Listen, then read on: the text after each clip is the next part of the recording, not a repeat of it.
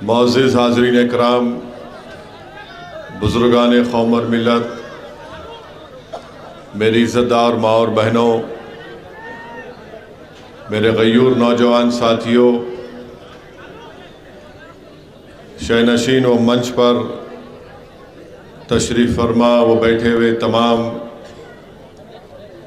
मजलिस के क़ायदीन अरकान, मोहतरम जनाब इम्तियाज़ जलील साहब, रुकने पार्लिमान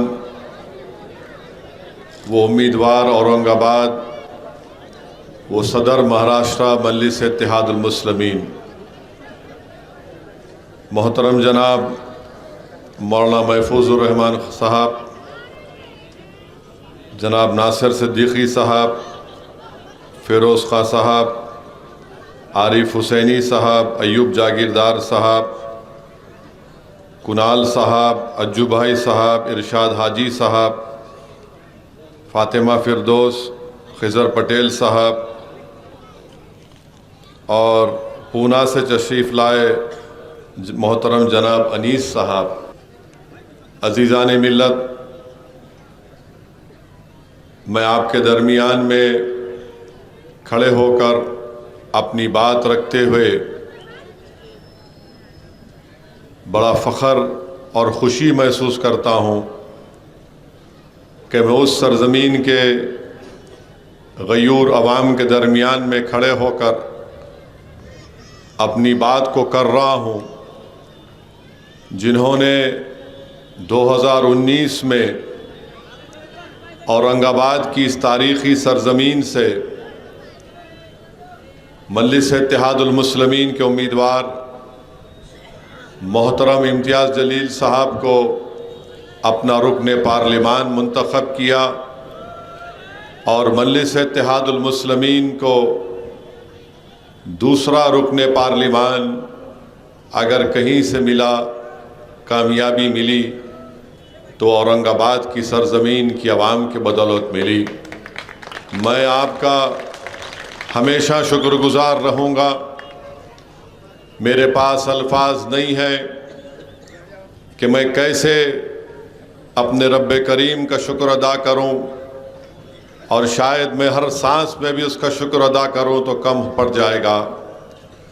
मेरे पास वो अल्फाज भी नहीं है कि मैं औरंगाबाद की आवाम को कैसे उनका शुक्रिया अदा करूँ। मगर एक बात मैंने पहले भी कही थी और आज भी कह रहा हूँ कि यकीनन मेरी पैदाइश सरज़मीन हैदराबाद में हुई, और अगर अल्लाह ने ये चाहा और अल्लाह ने फ़ैसला किया तो मेरी नीयत यह है कि मेरी ज़िंदगी का आखिरी सफ़र इन औरंगाबाद के गयूर नौजवानों के कंधों से गुज़रे, और मुझे ख़बर कि एक छोटी सी जगह यहीं औरंगाबाद में कहीं पर मिल जाए। मेरे अज़ीज़ दोस्तों और बुज़ुर्गों, आपने तारीख़ बनाई है, आप नहीं मालूम आपने क्या काम कर दिया। जो ज़माना नहीं समझ सका वो काम आपने कर दिया। अल्लाह आप तमाम को सलामत रखे, अल्लाह आपके जज्बे को सलामत रखे,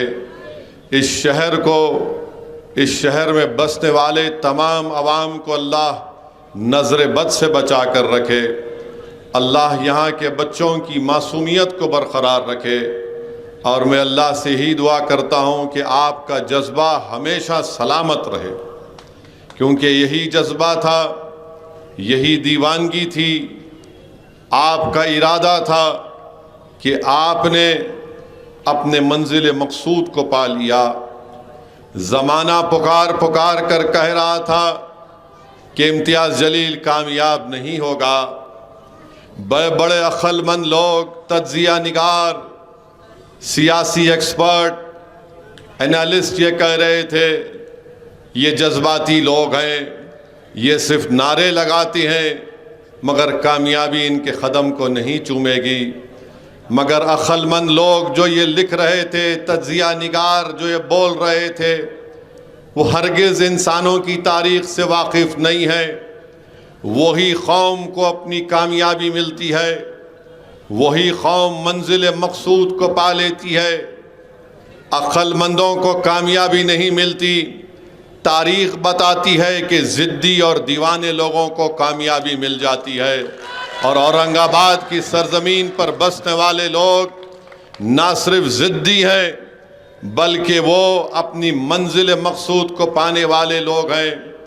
दीवानगी उनके पास उस हद तक है कि अगर वो किस बात का इरादा कर लेती है तो उसको हासिल करके रहते हैं। मैं आपको मुबारकबाद देता हूँ और आपसे अपील कर रहा हूँ कि 30 साल के अंधेरे के बाद आपने एक चिराग को रोशन किया।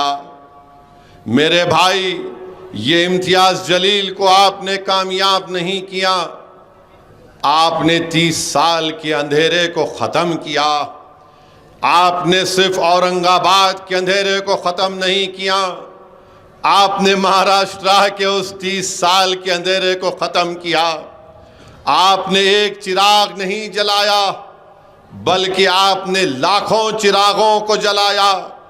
आपने लाखों जहनों को उम्मीद दे दी कि देखो, हम में ज़िद थी, हम में दीवानगी थी और हमने अपने इत्तेहाद की ताकत और क़ुव्वत के बलबूते पर ताकतवर तरीन लोगों से पंजा आजमाई की और अल्लाह ने हमारी दीवानगी को कबूल किया और आपने एक मशाले राह दिखाया उन लोगों को जो ये समझ रहे थे कि तादाद की बुनियाद पर सियासी कामयाबी मिलेगी, मगर आपने बता दिया कि तादाद की ज़रूरत नहीं है, अल्लाह की ज़ात पर कामिल यकीन की ज़रूरत है। और आपने रब्बे करीम की ज़ात पर कामिल यकीन करके तादाद को नहीं देखा और आपने अपने जज्बे के तहत काम किया, इत्तेहाद को मजबूत किया और आपने ना सिर्फ यहाँ से अपने आप को कामयाब किया बल्कि इम्तियाज़ जलील की कामयाबी इंसाफ की कामयाबी है। इम्तियाज़ जलील की कामयाबी सामाजिक न्याय की कामयाबी है। औरंगाबाद की आवाम तुमको लाखों सलाम। तुमने इम्तियाज़ को कामयाब तो किया मगर तुमने जालिमों को बताया कि मजलूम भी कामयाब हो सकता है और तुमने मजलूमों को कामयाब किया। औरंगाबाद की आवाम तुमको लाखों सलाम कि तुमने सिर्फ इम्तियाज़ जलील को कामयाब नहीं किया, तुमने उन लोग मासूमों को जो पिसे जा रहे थे, जो दबाए जा रहे थे, तुमने उन लोगों के मुंह पर एक तमाचा मारा जो अपनी जबान से हमको जलील और रुस्वा करने की कोशिशें करते थे। हमने उनको बता दिया कि तुमने हमको क्या क्या नहीं कहा, तुमने हमको रुस्वा किया, मगर एक वक्त आया और आपने बता दिया कि हम और इस जिल्लत को बर्दाश्त नहीं करेंगे और आपने इत्तेहाद को मजबूत किया और यहाँ से आपने इम्तियाज़ जलील को कामयाब और कामरान किया। ये इम्तियाज़ जलील की इनफरादी कामयाबी नहीं, यह आप तमाम की इज्तिमाइयत की कामयाबी है। ये एक शख्स की कामयाबी नहीं है, ये आपके सियासी शऊर की कामयाबी है। ये एक शख्स की कामयाबी, एक जमात की कामयाबी नहीं, बल्कि औरंगाबाद शहर में बसने वाले, एक एक घर में रहने वाली हमारी माँ और बहनों की दुआओं की कामयाबी है। मेरे अजीज दोस्तों और बुजुर्गों, इसीलिए मैं आपको मुबारकबाद भी देता हूं और आपको बताना चाह रहा हूं कि इस कामयाबी के सफ़र को हमको जारी और सारी रखना है। जो हमने कामयाबी हासिल की, पहले से ज़्यादा तादाद में, पहले से ज़्यादा अक्सरियत से हमको दोबारा इंशाअल्लाह ताला अपने सियासी सफ़र को जारी और सारी रखना पड़ेगा और इम्तियाज़ जलील को यहाँ से पहले से ज़्यादा अक्सरियत से कामयाब करना पड़ेगा। मुझे यकीन है कि इस बार भी पहले से ज़्यादा आप लोग अपने इत्तेहाद को मजबूत करेंगे। यकीनन आपको शिकायत हो सकती है असदुद्दीन ओवैसी से और इम्तियाज़ जलील से। अगर आपकी शिकायत बहुत ज़्यादा है तो आप मुझे फ़ोन करके बता दो, मैं 5 और 6 तारीख को दोबारा आने वाला हूं। मैं तुम्हारे घर पर झोली फैलाकर तुमसे माफी की भीख मांगने को तैयार हूं। मगर याद रखो, अगर तुमको मुझसे या इम्तियाज जलील से शिकायत है तो थोड़ी देर के लिए दरगुजर कर दो। हमारी कोई अहमियत नहीं है, औरंगाबाद की अहमियत ज्यादा है, औरंगाबाद की तारीख की अहमियत ज्यादा है, तुम्हारी इत्तेहाद की अहमियत ज्यादा है। अगर तुम समझते हो कि असदुद्दीन अवैसी को मैं घर को बुलाकर उसको कुछ कह दूंगा तो मैं तैयार हूं मेरे भाई। अरे मैं हर चीज के लिए तैयार हूं। याद रखो, मैं आपके लिए अपने एक खून को बहाने के लिए तैयार हूं। दुश्मनों ने मेरी जान लेने की कोशिश की, मगर अल्हम्दुलिल्लाह अल्लाह ने मेरे हौसले और अज़म में कमी पैदा नहीं की। जालिमों ने 6 फीट के फासले से मेरी गाड़ियों पर गोलियां चला दी, मगर अल्लाह ने मेरे दिल को इत्मीनान दिया, क्योंकि मैं जानता हूं कि एक दिन मैं मरूंगा, इस दुनिया से चला जाऊंगा। मगर मैं पैगाम दे रहा हूं जालिमों को, मैं पैगाम दे रहा हूं फिरका परस्तों को, जो ताकत के बलबूते पर ये इक़दाम करते हैं कि हम ख़त्म कर देंगे। याद रखो, मैं कोई मुर्गी का बच्चा नहीं हूं कि मैं मर जाऊंगा तो कुछ सब चीज़ ख़त्म हो जाएगा। अरे असदुद्दीन अवैसी को अल्लाह ने जिंदा रखा। अल्लाह ने अपने नबी करीम सल्लल्लाहु अलैहि वसल्लम के सदक़े तुफ़ैल में असदुद्दीन अवैसी को कुछ सलाहियतों से नवाजा। मैं मर जाऊंगा, मगर ये जो हजारों का मजमा देख रहा हूं, मुझे यकीन है कि इंशाअल्लाह ताला तुम और तुम्हारी नस्लें असदुद्दीन अवैसी के पैगाम को लेकर आगे बढ़ेंगी। याद रखो, मैं मर जाऊंगा तो कुछ नहीं होगा। हाँ, मैं उस वक्त मर जाऊंगा जब तुम मेरे पैगाम को, मेरी जमात के पैगाम को, अपने इत्तेहाद को, मैं यकीनन उस वक्त मर जाऊंगा जब तुम्हारे दिलों से जज्बा खत्म हो जाएगा। मैं यकीनन उस वक्त मर जाऊंगा जब तुम में जिद्दोजहद करने की सलाहियत खत्म हो जाएगी। यकीनन मैं उस वक्त मर जाऊंगा जब तुम जालिमों का जवाब इत्तेहाद से नहीं दोगे। अरे हम जिंदा कौम हैं, हम जिंदा रहने वाले हैं। जब तक हम जिंदा है दुनिया जिंदा रहेगी, जब हम नहीं तो दुनिया भी नहीं रहेगी। ये हमको हमारे बड़े बुजुर्गों ने बताया। तो मेरे अजीज दोस्तों और बुजुर्गों, अपने इत्तेहाद को, अपने जज्बे को सलामत रखो। ये एक पहला कदम हमने 2019 में उठाया। अब हमको आगे बढ़ना है और आगे बढ़ते जाना है। आप जानते हैं मेरे अजीज दोस्तों और बुजुर्गों, इम्तियाज जलील कामयाब हुए, आदर्श का स्कैम हुआ। इम्तियाज जलील ने गरीबों को इंसाफ दिलाने के लिए आगे बढ़ा। इम्तियाज जलील एक डॉक्टर का बेटा है। जब अस्पताल में गबन हो रहा था तो इम्तियाज जलील ने हाई कोर्ट में PIL डालकर खुद कोर्ट के सामने जाकर खड़ा हो गया। आज आपके MP की नुमाइंदगी की वजह से एक 200 बेड का GM मेमोरियल अस्पताल बनने जा रहा है। वो गरीबों को उससे फायदा होगा। जो गरीब और मजलूम होगा, इंशाअल्लाह वो दवाखाना बनने के बाद उसको फायदा मिलेगा। आप जानते हैं कि संग्राम नगर का रेलवे फ्लाईओवर ब्रिज औरंगाबाद में बन रहा है इम्तियाज जलील की नुमाइंदगी पर। वहीं पर बाबा साहब अम्बेडकर मराठवाड़ा विद्यापीठ यूनिवर्सिटी को 100 करोड़ रुपये अगर मिले, उसमें इम्तियाज जलील की नुमाइंदगी बहुत बड़ा रोल उसमें था। अगर आज आप देखते हैं कि आपका दवाखाना प्राइवेट लोगों को दिया जा रहा था, इम्तियाज जलील खड़े हो गया और कहा कि गवर्नमेंट का पैसा है, नाना की दुकान पे मामू की फातिहा होने नहीं दूंगा मैं, और इम्तियाज जलील ने उसको रुकवा दिया। मेरे अजीज दोस्तों और बुजुर्गों, ये इम्तियाज जलील के एक छोटे से कारनामे आपके सामने बयान कर रहा हूं। और फिर आप जानते हैं कि औरंगाबाद म्युनिसिपल कॉरपोरेशन में डॉक्टर बाबा साहब अम्बेडकर मराठवाड़ा विद्यापीठ में ऐसे कई मुलाजिमीन को उनके हुकूक इम्तियाज जलील की नुमाइंदगी पर मिले हैं। तो मेरी आपसे गुजारिश है, हाँ MP फंड से भी कई काम इम्तियाज जलील साहब ने करवाए हैं। हाँ, यकीनन और भी काम करवाना बाकी है। मैं आपसे वादा कर रहा हूं कि इंशाअल्लाह ताला बहुत से काम अभी ज़ेरे तकमील है। मजलिस इत्तेहादुल मुस्लिमीन उन तमाम कामों को पूरा करवाएगी। मगर आपको ये भी बताना मैं ज़रूरी समझता हूँ कि 20 साल से एक शख्स को औरंगाबाद की आवाम ने कामयाब किया। 20 साल उनको कामयाब किया। क्या किया उन्होंने? कुछ किया उन्होंने? गाली देते थे?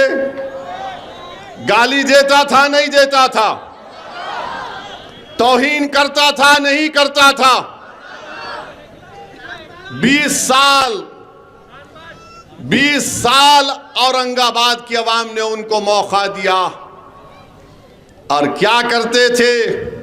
2018 मुझे अच्छी तरह याद है क्या हुआ था उस जमाने में।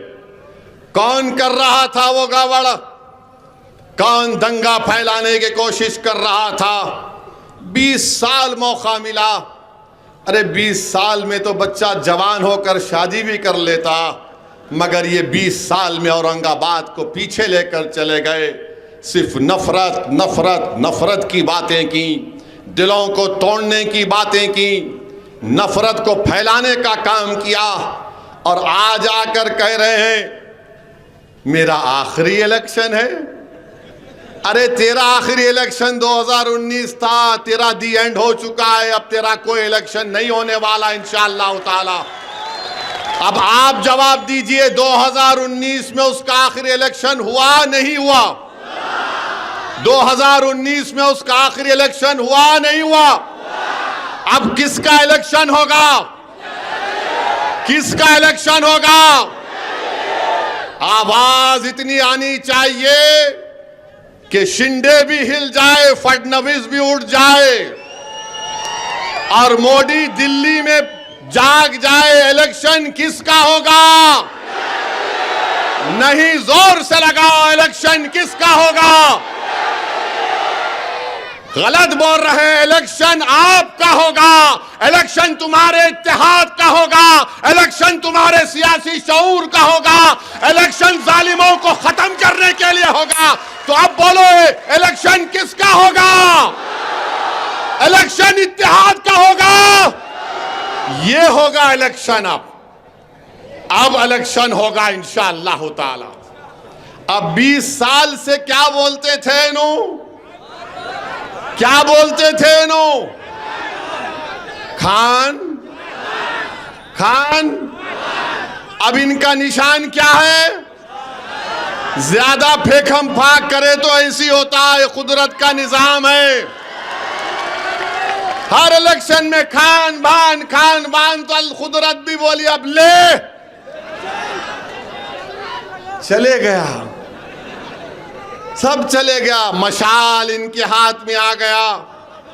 मगर मशाल से भी होशियार रहना, मशाल से भी होशियार रहना। मशाल में आ गए। हम क्या बोलते? रब्बना आतैना फिद दुनिया हसनतो व फिल आखिरति हसनतो व खिन्ना अज़ाबन नार। तो ये आग को खत्म करना, ये मशाल लेके आ रहे हैं, ये आग है, ये आग से घरों को जलाना चाहते हैं। इनका रिकॉर्ड है, श्री कृष्णा कमीशन की रिपोर्ट है। तो आग को हम बुझाएंगे। कैसा बुझाएंगे? हम आग को अपने इत्तेहाद से बुझाएंगे। जो लोग औरंगाबाद में आग लगाना चाहते हैं, हम अपने इत्तेहाद से आग को बुझाएंगे।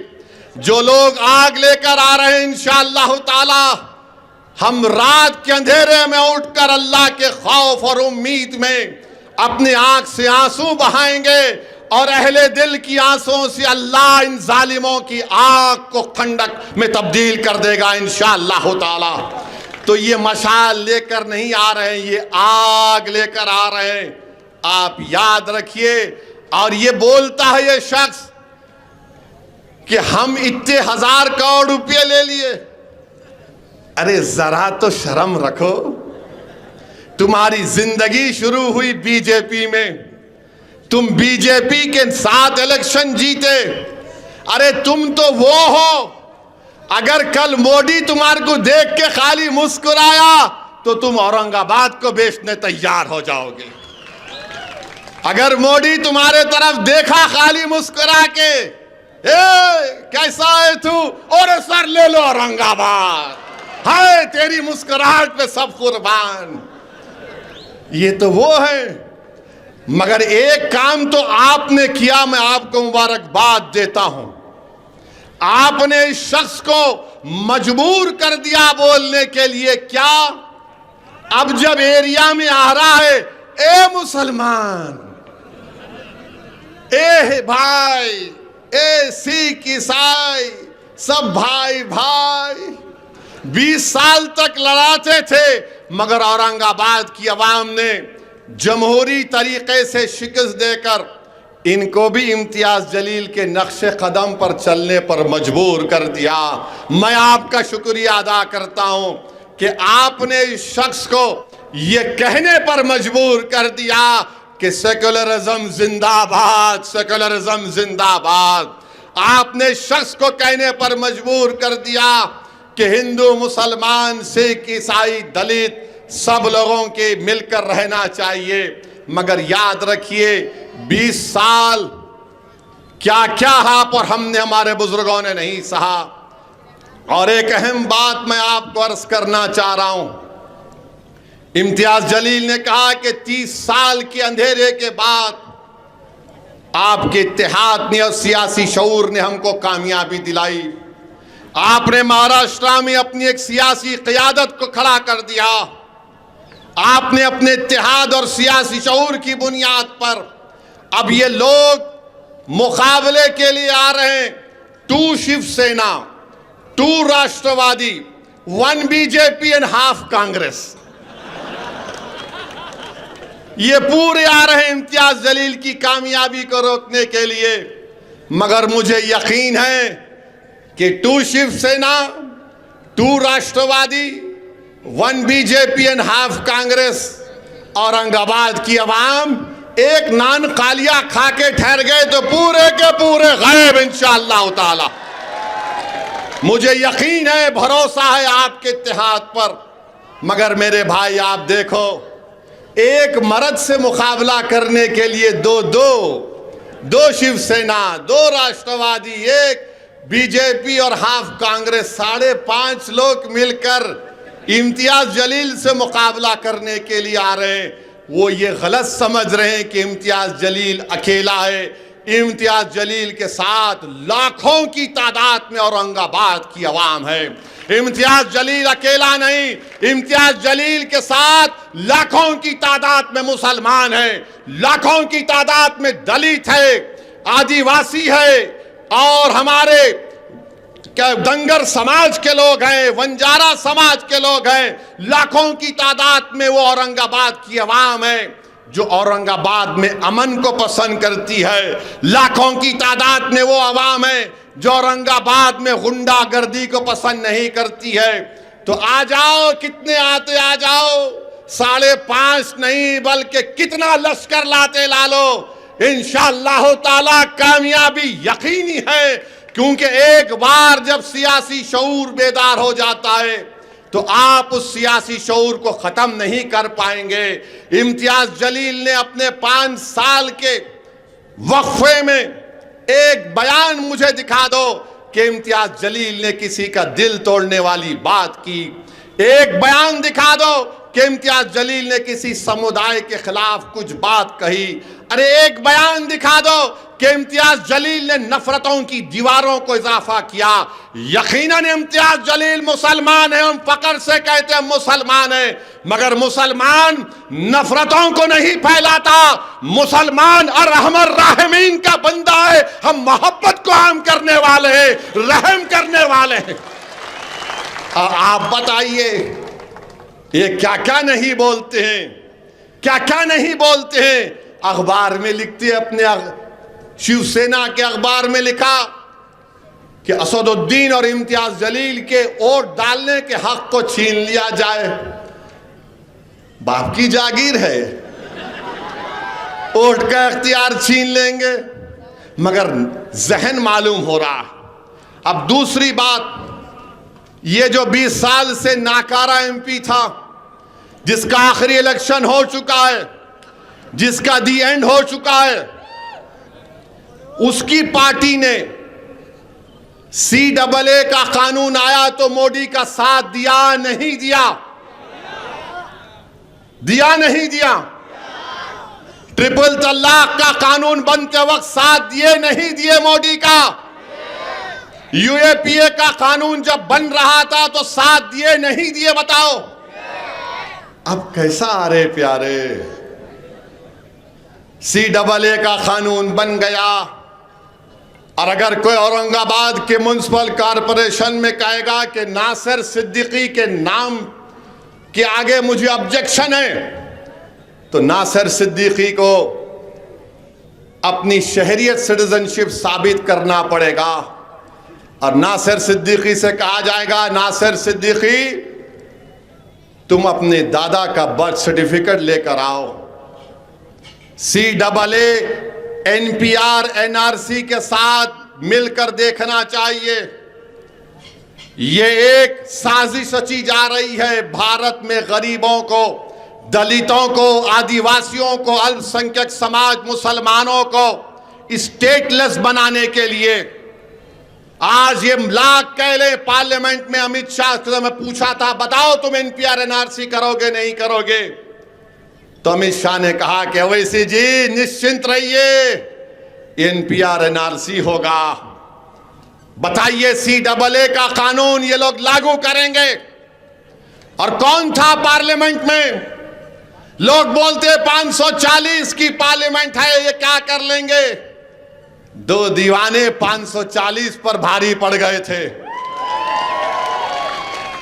जब कानून बिल लाया गया तो मैं और इम्तियाज जलील ने खड़े होकर मोदी के 300 MPs के सामने, उस वक्त शिवसेना के 2 टुकड़े नहीं हुए थे, इनके 18-19 जितने थे, उन सबके सामने खड़े होकर हमने कहा ये काला कानून, हम उसको फाड़ते हैं, ले फाड़, तेरा फाड़ दे, ले बिल। और हमारे उस फाड़ने के बाद अल्हम्दुलिल्लाह पूरे मुल्क में एहतजाज की शक्ल इख्तियार कर गया। मेरे भाई, ट्रिपल तलाक का कानून यही मोदी के साथ शिवसेना ने तायीद की। बोलो, पूछो उनसे जब आएंगे आपके पास, बताओ ट्रिपल तलाक पर तेरा क्या ओपिनियन है? तो बोलेगा अरे छोड़ ना, अभी तो छोड़।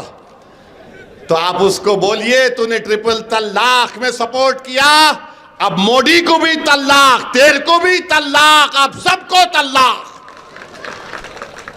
अब आएंगे UAPA का कानून, भीमा कोरेगांव के दलित लोग जेलों में सड़ रहे हैं, एक पादरी मर गया उसमें। क्या उद्धव ठाकरे ने तायीद नहीं की UAPA कानून की? बताओ किस पर इस्तेमाल हो रहा है? दलितों पर, आदिवासियों पर, दानिश्वरों पर और अल्पसंख्यक समाज के मुसलमानों पर इस्तेमाल हो रहा है। किसने मुखालिफत की कानून की? मजलिस ने, मैं और इम्तियाज जलील ने उसके खिलाफ वोट दिया, मगर अब सेकुलर हो गए। मेरे भाई याद रखो, आपने 30 साल के बाद अपने इत्तेहाद की ताकत पर, अपने सियासी शऊर की बुनियाद पर आपने यहां से औरंगाबाद पर अपने MP को कामयाब किया। दोबारा सोच लीजिए, आपके पास सिर्फ 2 ही रास्ते हैं, या तो हम यरगमाल बन जाए इन जालिमों के, बंदी बन जाए इन लोगों के जो हमको रुसवा करते हैं, या फिर हम आजाद जिंदगी गुजारें अपने MP को यहां से कामयाब और कामरान करके। फैसला आपको करना है। मैं आपसे सिर्फ दरख्वास्त कर सकता हूं, भीख मांग सकता हूं कि आपने जो सियासी सफर शुरू किया उसको रोकिए मत, उसको रोकिए मत। खुदा के लिए इन आने वाली नस्लों को सामने रखिए। कल अगर पार्लियामेंट में मोदी यूनिफॉर्म सिविल कोड का बिल लेकर आएगा, तो क्या ये खान बान बोलने वाला तायीद करेगा या मुखालिफत करेगा? बताओ मुझे। यूनिफॉर्म सिविल कोड लाया जाएगा तो कौन खड़े होकर मुखालिफत करेगा? क्या इम्तियाज जलील करेगा या फिर ये दो शिवसेना, दो राष्ट्रवादी और बीजेपी वाले या आदि कांग्रेस करेगी? यूनिफॉर्म सिविल कोड क्या है बताता हूं तुमको चंद मिनट, 1 मिनट में। उत्तराखंड में यूनिफॉर्म सिविल कोड आया, वहां पर यह कहा गया कि मुसलमान निकाह से शादी नहीं कर सकता, स्पेशल मैरिज एक्ट में शादी करना पड़ेगा। उठाकर देख लो, मुसलमान निकाह से शादी नहीं करेगा, स्पेशल मैरिज एक्ट से करेगा। तो फिर दुल्हन का महर क्या होगा? क्या स्पेशल मैरिज एक्ट में महर है? नहीं है। यह यूनिफॉर्म सिविल कोड का बिल बीजेपी कह रही हम लेकर आएंगे। पूछो इन लोगों से क्या है तुम्हारी राय? बोलेंगे अभी मत बात करो, वो भड़काऊ भाषण देना उसकी आदत है, उसके बातों में मत। और मैं तुमको पूछ रहा हूं, बीजेपी अलग कह रही है यूनिफॉर्म सिविल कोड लेकर आएंगे। यूनिफॉर्म सिविल कोड उत्तराखंड में देख लो आप। ये 4 शादियों का मसला नहीं है, शादी का मसला है। भारत का आईन मुझे इस बात की इजाजत देता है बहैसियत एक मुसलमान, फ्रीडम ऑफ रिलीजन है मेरे पास। मैं अपने दीन पर चलूं, कैसे चलूं वो मुझे और मेरे उलमा तय करेंगे। मेरे अजीज दोस्तों और बुजुर्गों, CAA को सामने रखो, यूनिफॉर्म सिविल कोड को सामने रखो। अब तो हर चीज से नफरत है। पूछो इन लोगों से हिजाब के बारे में तुम्हारी क्या राय है, तो बोलेंगे नहीं नहीं, हिजाब से जरा मुस्लिम खवातीन को क्या बोलना। अरे नोबेल प्राइज मिला यमन की एक औरत को, हिजाब पहनने वाली थी। हिजाब पहनकर मेरे डॉक्टर गफ्फार कादरी की बेटी मेडिसिन कर रही है। हिजाब हमारी खवातीन की तरक्की की राह में हायल नहीं होता। हिजाब सर पर पहना जाता है, दिमाग को कवर नहीं किया जाता। ये तुम्हारा है, फितूर है, ये तुम्हारी नफरत है। मगर मेरे अजीज दोस्तों और बुजुर्गों, आपने देखा मुख्तार अंसारी को जहर दे दिया गया। ये गए ये लोग जाकर मिले मुख्तार अंसारी के अफराद खानदान से, स्लो पॉइजन दे दिया गया, मुख्तार अंसारी शहीद हो गए। मैं बताना चाह रहा हूं आपको, इस हमारे वतन अजीज की सियासत की तल्ख हकीकत यह है कि जब कभी भी हम अपने नुमाइंदों को कामयाब करने की बात करते हैं, या तो हमको स्लो पॉइजन देकर जिस्मानी तौर पर मार दिया जाता, या स्लो पॉइजन देकर हमारी क़ियादतों को खत्म कर दिया जाता। अब आप क्यों फैसला करना है, आप स्लो पॉइजन पिएंगे या जिंदा रहने की आपको और हम कोशिश करना पड़ेगा। हथकड़ियों में एक शख्स को गोली मार दी गई, साबिक़ MP है, कोर्ट ने सजा दी, किसने आवाज उठाई? कोई नहीं, सन्नाटा है, डरते हैं, कोई नहीं बोलने वाला है। और कौन बोलते हैं? यही 2 दीवाने बोलते हैं। और ये 2 दीवाने सिर्फ अल्पसंख्यक समाज मुसलमान के लिए सबके लिए बोलते हैं। मेरे अजीज दोस्तों और बुजुर्गों, जान तो एक दिन जानी है, मगर किसी एक शायर ने क्या खूब कहा था कि हम ना बाज आएंगे मोहब्बत से, जान जाएगी और क्या होगा। अरे कम से कम जब चले जाएंगे तुम्हारे कंधों पर इसी औरंगाबाद की किसी जमीन में, तो कोई ये तो नहीं कहेगा कि असदुद्दीन ओवैसी बुज़दिल था, कोई ये तो नहीं कहेगा कि असदुद्दीन ओवैसी हमारे लिए लड़ने और मरने वाला नहीं था, कोई ये तो नहीं कहेगा कि असदुद्दीन ओवैसी ने हमारे जज्बात का सौदा किया। बल्कि मुझे यकीन है कि आप में जो दिलदार होंगे, अहले दिल होंगे, बोलेंगे कि हाँ, मर्द का बच्चा था, डरता नहीं था किसी माई का लाल से। मेरे अजीज दोस्तों और बुजुर्गों, अभी इम्तियाज जलील साहब ने कहा, वो महाराष्ट्र के सदर हैं, वो फैसला ले सकते थे। मैं उनका शुक्रिया अदा करता हूं। उन्होंने कहा कि जनाब प्रकाश अंबेडकर साहब की हम ताईद अकोला में करें, यकीनन करेंगे इंशाअल्लाह ताला प्रकाश अंबेडकर साहब की ताईद अकोला में, क्यों नहीं करेंगे। हमारा अलायंस उनसे था, अब नहीं है, मगर हम वो सोच रखते हैं कि दलितों की भी सियासी लीडरशिप बने। और अगर प्रकाश अंबेडकर साहब के अकोला से कामयाबी होती है तो यकीनन इसमें पूरे दलित समाज का, वंचित समाज का फायदा होगा। मैं यहां से ठहर कर हमारे अकोला के मजलिस के जिम्मेदारों से ये गुजारिश करता हूं कि आप प्रकाश अंबेडकर साहब के हक में अपने वोट का इस्तेमाल करिए और औरंगाबाद में आप इम्तियाज जलील के हक में अपने वोट का इस्तेमाल करिए। और मेरे अजीज दोस्तों और बुजुर्गों, पूना के बारे में इम्तियाज साहब ने कहा यकीनन लड़ना चाहिए, क्यों नहीं लड़ेंगे। अनीस साहब लड़ना चाह रहे हैं, बराबर आगे बढ़ेंगे। और बल्कि मैं तो यहां पर खड़े होकर आपको कह रहा हूं, आपको पैगाम दे रहा हूं, एक दुबला पतला शख्स अपने समाज की इंसाफ के लिए मोदी की नींद को हराम करके रख दिया, अमित शाह के पेट में दर्द पैदा कर दिया, देवेंद्र फडणवीस को पेट में दर्द हो गया, शिंदे परेशान, उद्धव ठाकरे को समझ में नहीं आ रहा। ये जरंगे पाटिल ने जो जादू किया है अपनी कम्युनिटी के लिए, मैं सलाम करता हूं उस शख्स को। मेरे भाई, यही दीवानगी काम में आती है, अक्लमंदी काम में नहीं आती। मैं तो उम्मीद कर रहा था कि जरंगे पाटिल साहब एक सियासी पार्टी बनाएंगे, और जब तक सियासी पार्टी नहीं बनाएंगे इंसाफ नहीं होगा। याद रखो, इलेक्शन लड़ो, वोट हासिल करो, लीडरशिप बनाओ, तब इनको मालूम होगा कि क्या होता है गरीबों से नाइंसाफी करने का। यही चीज मंजलिस बरसों से करती आ रही है। और मेरे अजीज दोस्तों और बुजुर्गों, जरा मित्रों के बारे में भी बोल दूं, वरना हमारे दोस्त बोलेंगे हमको ही बैटिंग करके चले गए। नहीं, 6 तारीख को आम खास में भी आ रहा हूं, आएंगे ना आप?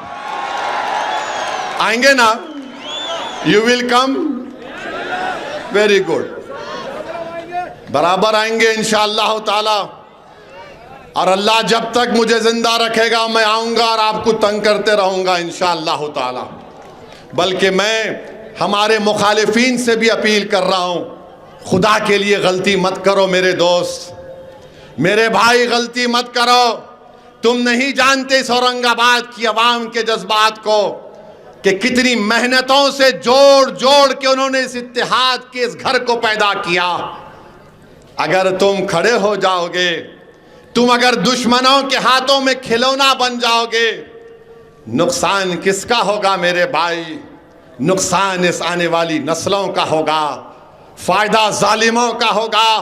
रुक जाओ, रुक जाओ, तारीख तुमको याद रखेगी। वरना मौरिख जब तारीख लिखेगा औरंगाबाद की 2024 की, तो कहेगा कि नुकसान पहुंचाने वाले हमारे ही सफों से आए थे।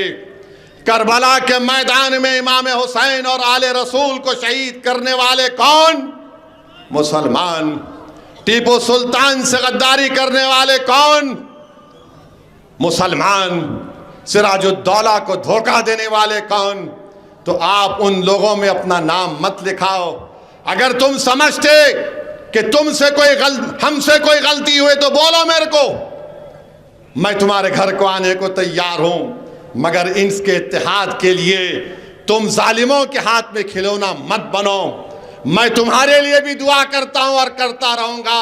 मगर याद रखो, 30 साल की जिद्दोजहद के बाद आपने एक चिराग को रोशन किया है। ये एक शख्स की कामयाबी नहीं है।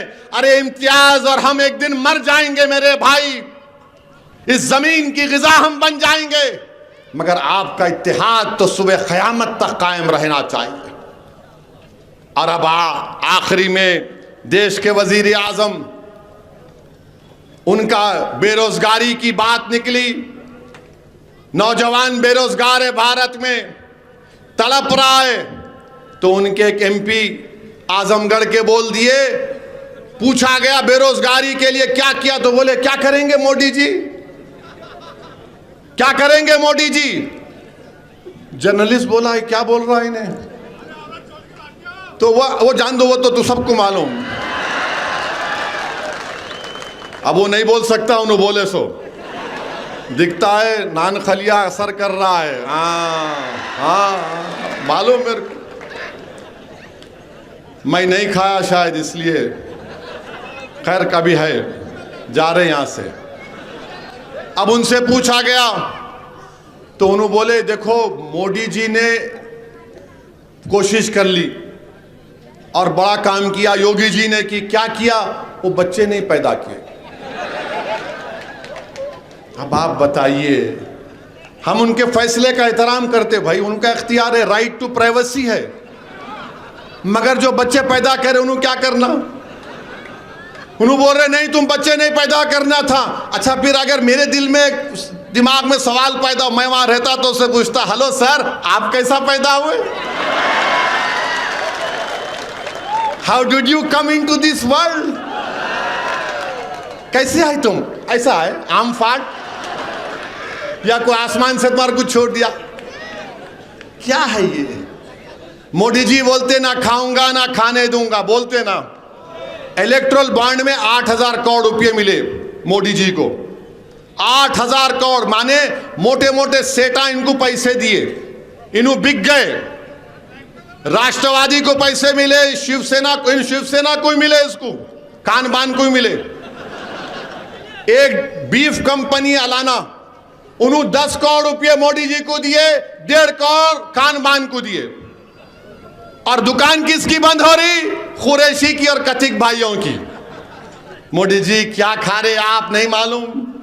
8,000 करोड़ रुपये मिले तो रोड के कॉन्ट्रैक्ट, स्लम डेवलपमेंट के कॉन्ट्रैक्ट, क्या क्या उनको मिल जाते हैं। और मोदी जी बोलते ना खाएंगे ना खाने देंगे। अरे 8,000 करोड़ खा लिए। अच्छा बी टीम हमको बोलते, मोदी जी जो बिकने तैयार है खरीदार उनको खरीद लिया, जो नहीं बिका उसका नाम इम्तियाज जलील है, जो नहीं झुका उसका नाम इम्तियाज जलील है। तो मेरी आप तमाम से गुजारिश है, 13 तारीख को क्या होगा औरंगाबाद के आसमानों में, 13 तारीख को औरंगाबाद के आसमानों में क्या होगा, क्या हवा में पिलेगी, इत्तेहाद की पतंग होगी, जज्बात की पतंग होगी। मुकम्मल इत्तेहाद और अपने आप में इत्तेफाक पैदा करिए। सलाम अलैकुम व रहमतुल्लाहि व बरकातहू।